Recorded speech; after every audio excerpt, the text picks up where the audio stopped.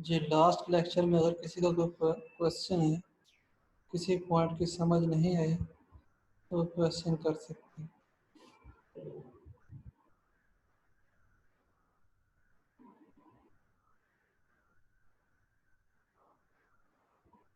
कोई ऐसा student sir जिसका ये जो सर ये जो हाइपोथेसिस जनरेट करते हैं क्वेश्चन के स्टेटमेंट से, जी सर उसका राइट टेल टेस्ट और लेफ्ट टेल टेस्ट में उसको मतलब किस तरह वो होगा उसकी समझ नहीं आई। वो आपने क्वेश्चन कहा था ना ये खुद करना है, जी जी तो मुझसे नहीं हो रहा था, मतलब वो समझ ही नहीं आती कि हाइपोथेसिस कैसे जनरेट करना है। ये जो एग्जांपल हमने क्लास में किए थे इसकी समझ आ गई थी? जी सर इसकी तो आ गई थी। इसका पता चल गया था हाइपोथेसिस कैसे बना? जी सर उस टाइम तक तो पता चल गया था लेकिन अब नहीं पता चल रहा। ये जो क्वेश्चन हमने क्लास में किया था, लेक्चर के दौरान किया था, उसमें था हमारे पास कि कंज्यूमर जो सा वो कहता है कि there is more than 8 grams of sugar on average पर सर्विंग। ठीक है,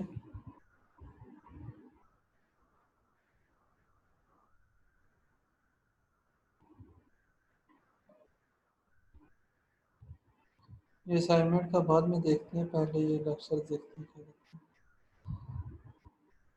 तो उनकी जो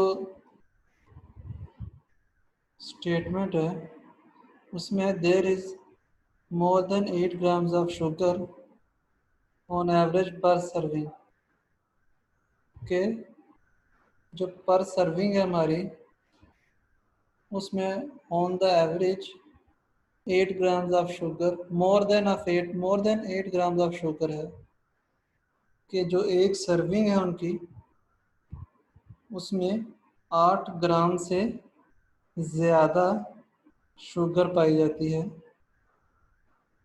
ठीक है, ये हमारा हाइपोथेसिस है। अल्टरनेटिव हाइपोथेसिस को इसलिए कहेंगे क्योंकि इसमें इक्वल टू साइन नहीं है। मोर देन 8 का मतलब ये नहीं है कि उसमें 8 भी शामिल है, उससे मुराद 8 से बड़े तमाम, मतलब 9 10।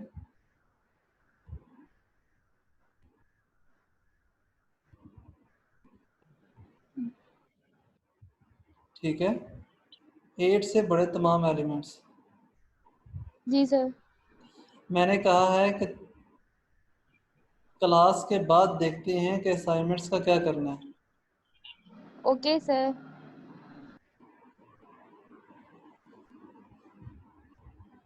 ठीक है, इस हाइपोथेसिस समझ आई? क्योंकि मोर देन 8 ग्राम्स है इसलिए नल हाइपोथेसिस नहीं हो सकता क्योंकि इसमें इक्वल टू साइन नहीं है। तो ये हमारा अल्टरनेटिव हाइपोथेसिस होगा ग्रेटर देन साइन के साथ। जब ये ग्रेटर देन साइन है तो हमें पता है जिस अल्टरनेटिव हाइपोथेसिस में ग्रेटर देन साइन होगा वो राइट टेल टेस्ट होगा। ठीक है, अब अगर हम अपने उस क्वेश्चन की तरफ मूव करें जो मैंने आप लोगों को करने के लिए दिया था और साथ में उसका सलूशन भी दे दिया था।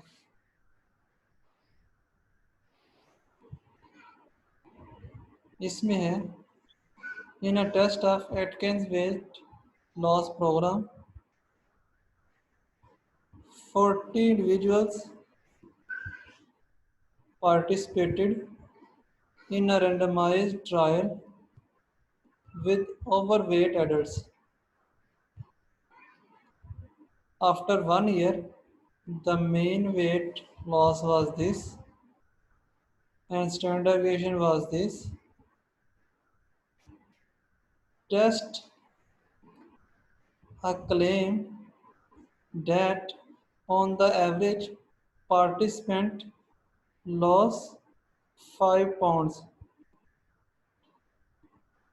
हमारा क्लेम क्या है?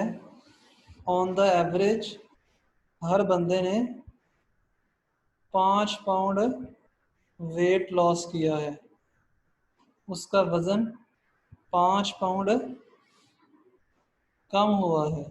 ये हमारा नल हाइपोथेसिस है क्योंकि इसमें इक्वल टू साइन है। ठीक है, हमारे पॉपुलेशन पैरामीटर के मुतालिक जो स्टेटमेंट है वो ये है कि हर बंदे ने ऑन द एवरेज 5 पाउंड वज़न कम किया है,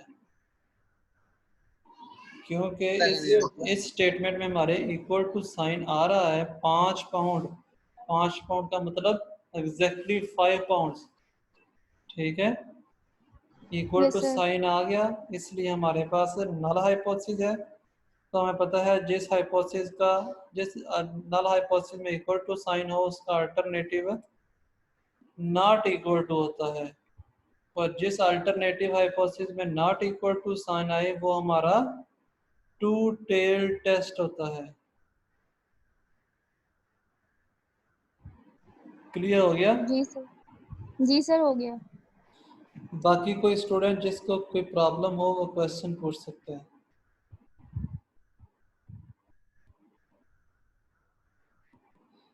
कितने स्टूडेंट्स हैं जिन्होंने ये क्वेश्चन सॉल्व किया है,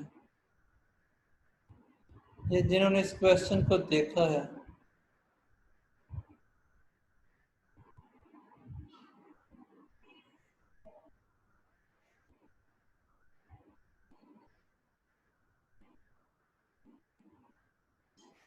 अगर आप लोगों ने इन दो क्वेश्चंस को क्रिटिकली गौर से देखा होगा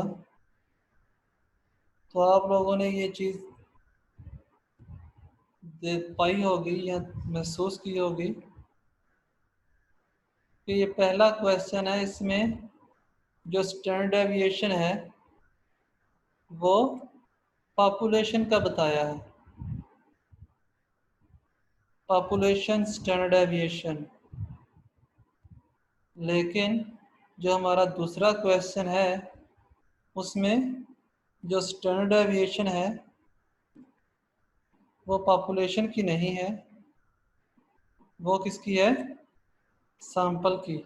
क्योंकि स्टैंडर्ड डेविएशन की जो इंफॉर्मेशन है वो उस सेंटेंस में है जिसमें सैंपल की इंफॉर्मेशन, सैंपल का अरिथमेटिक मीन गिवन है। एक ही सेंटेंस के अंदर सैंपल अरिथमेटिक मीन और सैंपल स्टैंडर्ड डेविएशन गिवन है। After 1 year the mean weight loss was 7.1 pounds with a standard deviation of 4.8, जबकि प्रीवियस क्वेश्चन में जो स्टेटमेंट थी उसमें पॉपुलेशन स्टैंडर्ड डेविएशन का जिक्र था। The population standard deviation is 2.6 grams. ठीक है, तो ये दो अलग अलग चीज़ें हैं। ठीक है, जिसमें हमारे पास पॉपुलेशन स्टैंडर्ड डेविएशन गिवन हो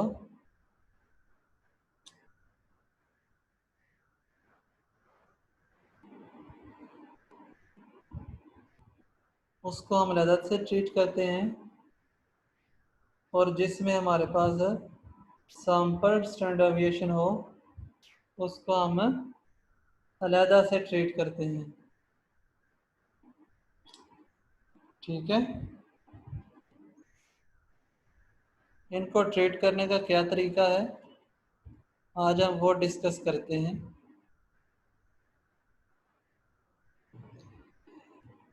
हमारे पास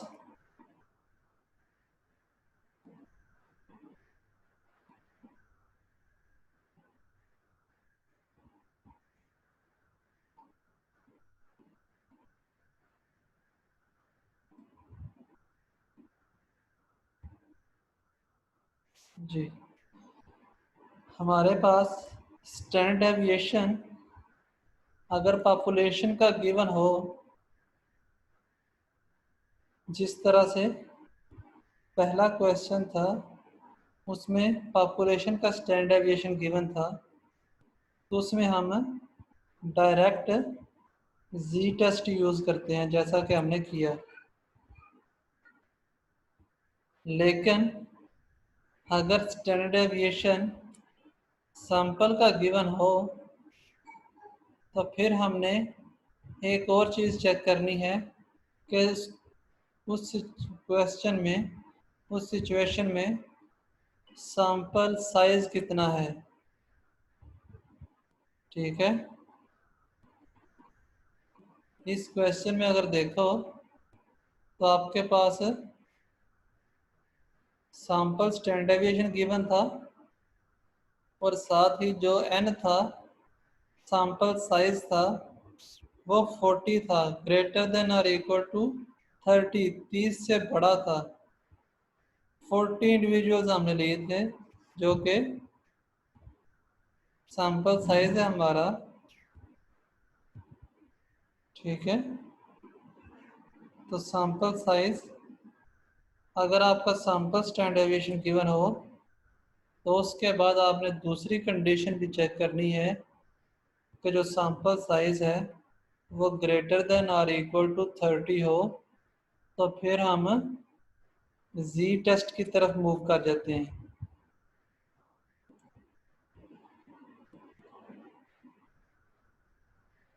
क्लियर है? लेकिन अगर हमें जो स्टैंडर्ड डेविएशन है गिवन वो सैंपल का है और हमारे पास जो सैंपल साइज है स्मॉल एन वो लेस देन 30 है, 30 से छोटा हमारे पास सैंपल साइज है, तो हम उसके लिए टी टेस्ट यूज़ करेंगे। ठीक है, जब पॉपुलेशन स्टैंडर्ड डेविएशन गिवन होगी तो हम सैंपल साइज को नहीं चेक करेंगे और हम डायरेक्ट जी टेस्ट यूज़ करेंगे। अगर हमारे पास सैंपल स्टैंडर्ड डेविएशन है तो हम सैंपल साइज को चेक करेंगे। अगर सैंपल साइज 30 से बड़ा है तो हम जी टेस्ट यूज़ करेंगे, अगर 30 से छोटा है तो हम टी टेस्ट यूज़ करेंगे।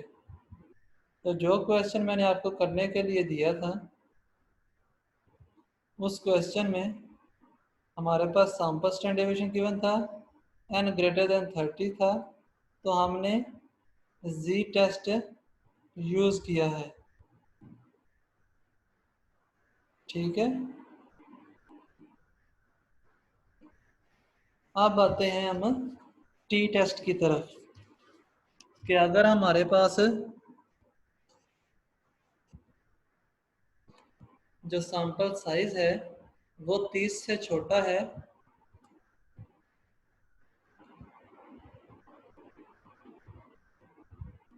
और सैंपल और स्टैंडर्ड डेविएशन में सैंपल का गिवन है, तो हम टी टेस्ट की तरफ मूव करेंगे। ये प्रीवियस क्वेश्चन हम लेते हैं, इसमें थोड़ी सी मॉडिफिकेशन हम कर लेते हैं।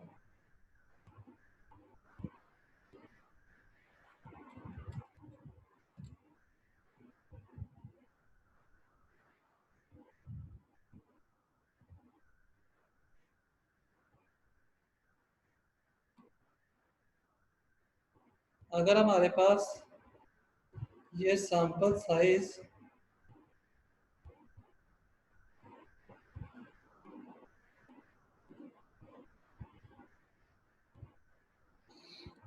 ट्वेंटी थ्री का होता, 23 इंडिविजुअल्स,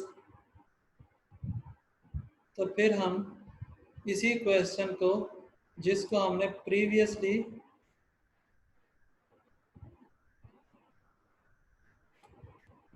जी टेस्ट के लिए किया था, अब हमारे पास जो सैंपल साइज है वो लेस देन 30 है, तो हम क्या करेंगे, उसी इंफॉर्मेशन को यूज करते हुए जी टेस्ट नहीं बल्कि टी टेस्ट यूज करेंगे। जी टेस्ट में और टी टेस्ट में कुछ डिफरेंस ज़्यादा नहीं है। हाइपोथेसिस हम उसी तरीके से बनाएंगे, एच नॉट नल हाइपोथेसिस होगा, H1 अल्टरनेटिव हाइपोथेसिस होगा। उसी तरीके से दूसरा स्टेप हमारा लेवल ऑफ सिग्निफिकेंस का होगा 5%। इसके बाद टेस्ट स्टैटिस्टिक आ जाएगा यहाँ पर जी नहीं, अब हम टी यूज करेंगे।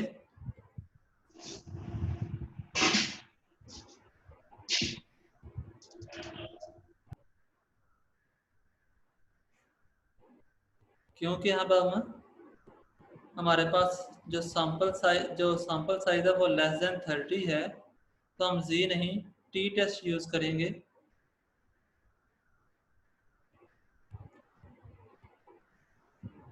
टी, जो डिफरेंस आएगा जी का और टी टेस्ट का, जो फॉर्मूला है टेस्ट स्टैटिस्टिक का, वो सेम है। जी टेस्ट में यहाँ पर जी आ जाएगा, टी टेस्ट में यहाँ पर टी आ जाएगा। कुछ डिफरेंस नहीं है इसमें, सिर्फ फर्क कहाँ पे आएगा, क्रिटिकल रीजन में। टी कैलकुलेटेड ग्रेटर देन और equal to T alpha by 2 into n minus 1 degree of freedom. क्योंकि जो t का टेबल है वो z के टेबल की तरह नहीं है, इसलिए हम इसको t के टेबल की तरह मॉडिफाई कर लेंगे। हमारे पास n कितना है, 23 माइनस 1 df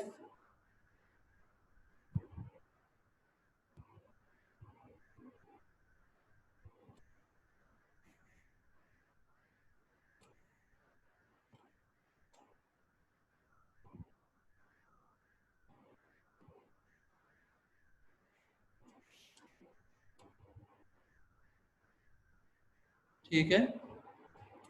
यहाँ पर 22 आ जाएगा क्योंकि 23 माइनस 1 इज इक्वल टू 22।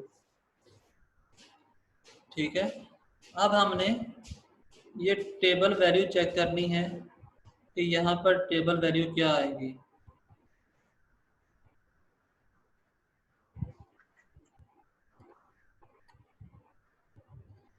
तो इसके लिए आप लोगों ने एक टेबल है वो मैं आपको प्रोवाइड कर दूंगा।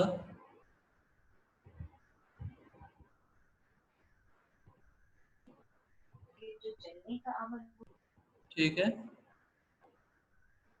वो टेबल कुछ इस तरह से होगा। ये स्क्रीन शो हो रही है सबको?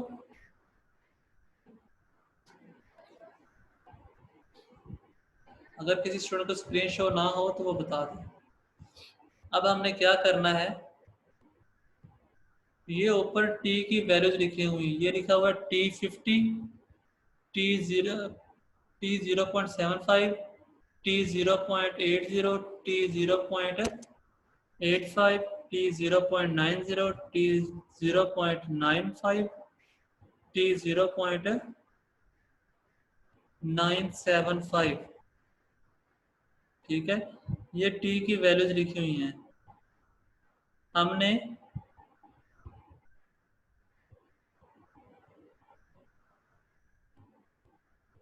ये हमारे पास अल्फा है 2 टेल का, ये 1 टेल का अल्फा है। अगर आपका राइट टेल या लेफ्ट टेल है तो आपने ये सेंटर वाली जो वैल्यूज हैं इनको चेक करना है। लेकिन अगर आपके पास 2 टेल है तो आपने ये जो नीचे वाले वैल्यूज हैं अल्फा की, ये चेक करनी है। हमारे पास अल्फा है 0.05, 0.05 हमारे पास अल्फा था। और डिग्री ऑफ फ्रीडम वाला कॉलम ये है, ये देखें, ये डी एफ लिखा हुआ है, डिग्री ऑफ फ्रीडम। ये डिग्री ऑफ फ्रीडम का कॉलम है और ये कॉलम है 5% अल्फा के साथ 2 टेल। तो हम चेक करेंगे 22 के ऊपर, ये है यहाँ से 22 और यहाँ से 0.052 टेल अल्फा, तो हमारे पास आ गया 2.074, 2.074 7 4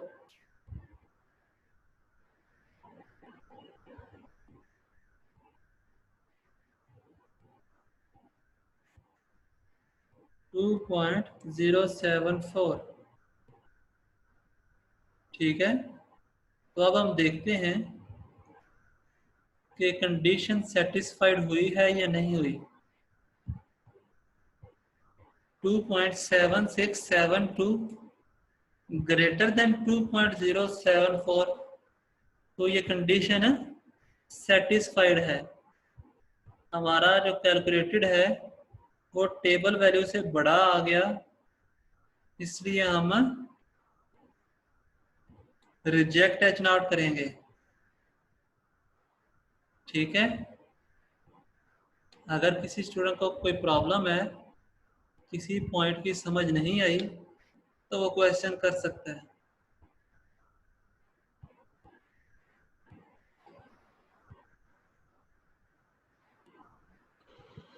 ये टेबल सर यहाँ वैल्यू पे तो टी 0.025 लिखा है, आपने 0.05 का चेक किया टेबल में।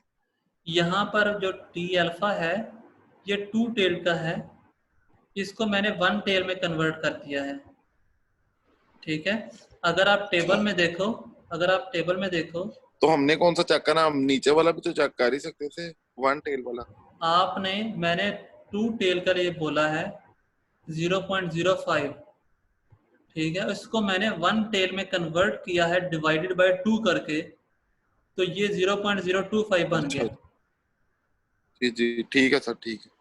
ठीक है, जो ओरिजिनल था हमारे पास वो 5% था, लेकिन 2 टेल के था, उसको मैंने 1 टेल में कन्वर्ट किया है, तो हमारे पास 0.025 बन गया। ठीक है, इस कॉलम को चेक करते हुए हमने 2.074 को चेक कर लेना है। ठीक है, आप लोगों की आसानी के लिए आप जस्ट ये 1 टेल वाले को ही फोकस करो। 1 टेल में आपको जो 5% है वो ये वाला यूज करोगे।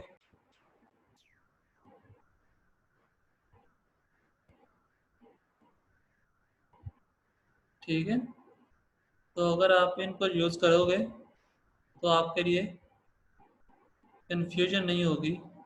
या वैसे भी सिंपल है कि अगर 2 टेल के लिए ये वाला है तो उसको हमने 1 टेल में कन्वर्ट कर दिया, तो हम ये वाला यूज करेंगे, ऊपर वाला वो सेम कॉलम है, उसमें कोई इतना मसला नहीं है। ठीक है,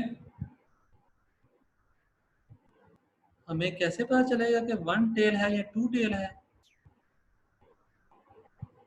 यार ये तो अभी तक पता चल जाना चाहिए आप लोगों को।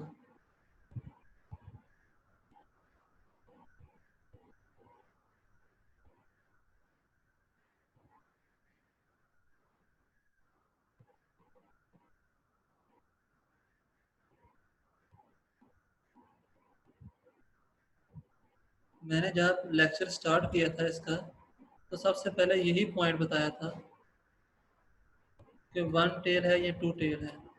ये राइट टेल या लेफ्ट टेल जो सा ये 1 टेल है, और जो नॉट इक्वल टू है ये हमारे पास 2 टेल है। ठीक है,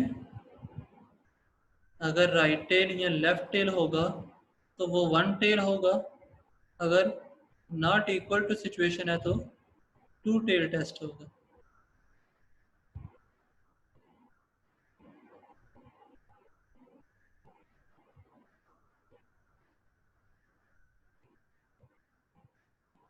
रिजल्ट्स इंटरप्रिटेशन में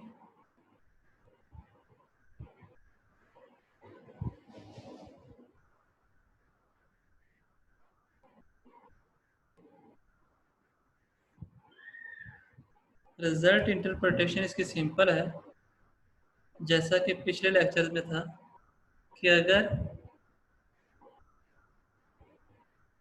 क्रिटिकल रीजन में मौजूद आपकी ये स्टेट जो कंडीशन है ग्रेटर देन की, अगर ये कंडीशन सेटिस्फाइड है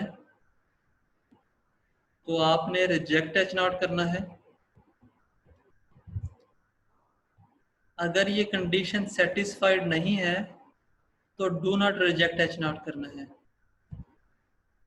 आप जस्ट रिजेक्ट एच नॉट या do not reject H not लिख सकते हो, और अगर आप कोई सेंटेंस बनाकर लिखना चाहते हो तो फिर भी आप लोग लिख सकते हो।